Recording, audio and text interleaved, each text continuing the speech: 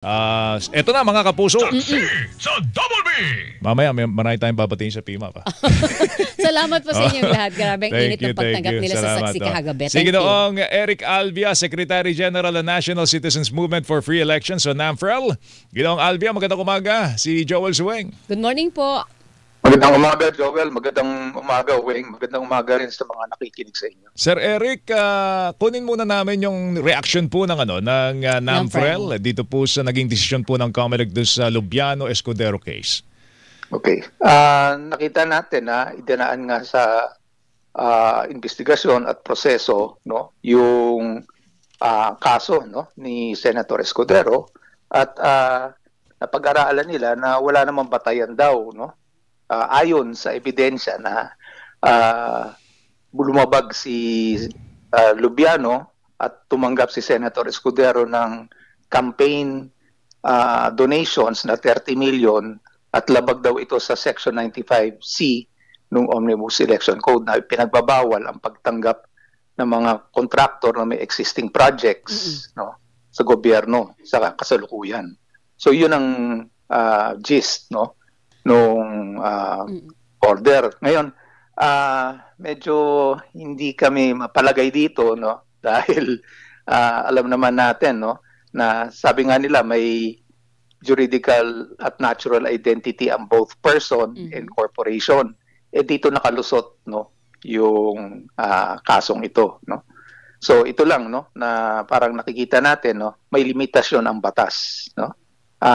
Hindi lahat ng batas kahit na legal ay moral o ethical.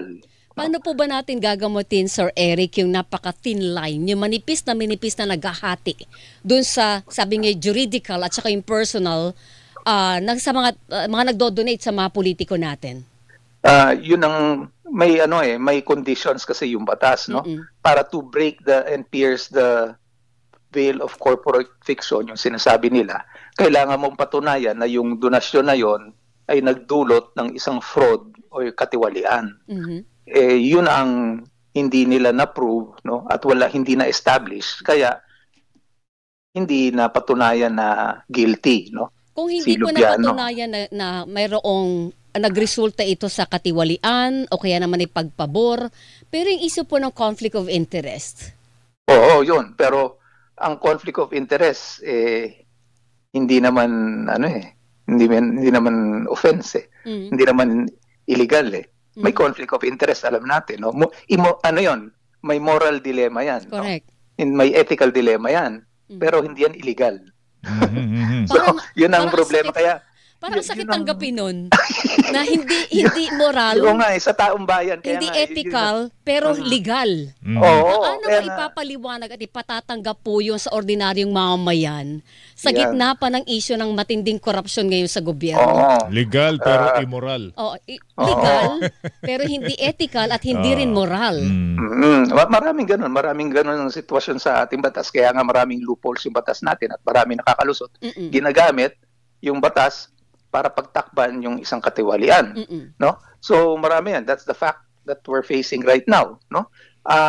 Pero nakakabahala lang dito because it creates yung sinasabi ng mga behavioral scientists o yung napag-aralan namin nung bata pa ako ng behavioral economics, yung cognitive dissonance. Meaning? Kasi ang mangyayari ngayon sa sitwasyon na gano'n, yung taong bayan mawawalan ng tiwala sa mga institusyon o sa prosesong legal at maghahanap yan ng paraan na wag na natin para magiging skeptical sila, magiging cynical sila Yes. sa mga institusyon, mawawalan ng tiwala, makikita nila na sasabihin lang nila ay yung batas pala para sa nakakailan lang, at hindi para sa nakakarami o para sa kapakanan nakakarami. So ngayon mawawalan tuloy ng tiwala yung taong bayan. Yun yung delikado dito na sa pangyayari ito. Dahil alam naman natin yung 2022 lusot nga siya pero alam natin it's a fact at alam natin may mga dokumento, yung PCIJ naglabas ng mga studies na since 2022 si Centerways ay nakatanggap ng kontrata ng mga almost 5.5 billion pesos worth of flood control projects, halos 87 yan, tapos 56 lahat yan sa Sorsogon. So di ba yun yung conflict, parang lusot ka, illegal yung 30 million na donation mo. Pero sasabihin ng taong bayan, hindi ba yan nakabenepisyo sa kanya dahil nakakuha siya ng 5.5 billion pesos worth of projects, tapos 56 din galing sa source of fund. So doon yung conflict na nangyayari. Ito yung sinasabing cognitive dissonance. No? So maraming mga resulta na mangyayari dito, no? Sa reaction ng taong bayan. Either one, tatanggapin na lang ng taong bayan, parang, sige, shrug their shoulders and say na ang batas mawawalan tuloy ng tiwala yung taong bayan sa proseso at sa legal na proseso, no? So it erodes confidence and trust, no, of the public. Ito yung pinakamalaking siguro malaking bagay na nawawala sa atin yun. Opo, on the other hand, linawin siguro din natin, Sir Eric at saka Joel, na ito ay division decision pa lang ng COMELEC. At I understand, ito ay subject pa ng final decision ng COMELEC and Bank. So, ang problema din dito, marami pa pong iniimbestigahan ng COMELEC na mga nag-donate na mga kontratista sa mga politiko natin. Kasama pa nga dyan si Senator Marcoleta, hindi ba? So, nakikita nyo ba na ganito rin yung mangyayari? Nangangamba kayo na ganito rin yung mangyayari doon sa marami pang kaso na iniimbestigahan ngayon ng COMELEC? Sinasabi mo nga, tama nga sinabi mo, no? Sa isang division lang to, no? We trust that the Inbank sees the higher ground. No? We trust that the COMELEC and Bank sees beyond kasi yung spirit of the law is what you have to uphold Hindi na yung ebidensya So titingnan din natin siguro, no, yung hindi natin masabi kung paano mag-decide, no, yung mga ibang commissioners, no. Galing lang ito sa isang division. Pero ngayon, at least, no, alam natin na pag based on pag maghahain tayo ng kaso, dapat talagang matibay, no? Talagang we have to do our homework, no? So aral na rin to para sa atin, no, na kung maghahain tayo ng kaso, dapat we have to do our work, no? We have to do really our evidence gathering, no? At talagang ironclad kasi marami mga nakaraang mga kaso nakalusot nga dahil actually sinadya lang na i-file na mahina para makalusot. Although ito, moto proprio itong inimbestigahan ng COMELEC, hindi ba? Wala nag-file dito. Kusang loob itong inimbestigahan ng COMELEC.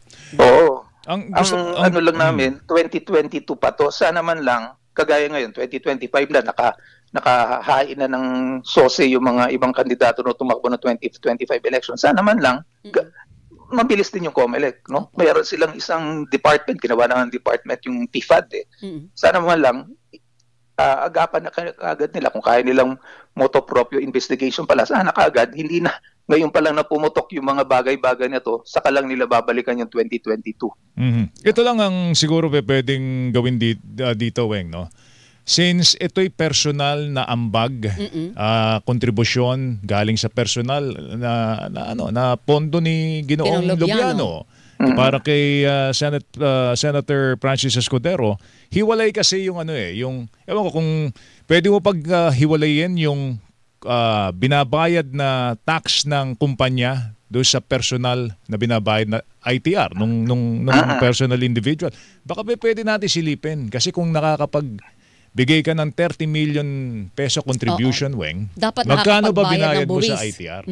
Magkano ba binayad mo sa buwis? Para makita natin yan. Doon siguro tayo... Doon maiipit yan sa ibang kaso. Pwedeng maiipit, itong si Ginoong Lubiano. Pero diba, under investigation na nga ng BIR 15? Sana kasama doon yung Senator Will, yes. Kaya lang pinahinto yung LOA Yun lang. Diba? Kasi LOA ang sikreto dapat doon.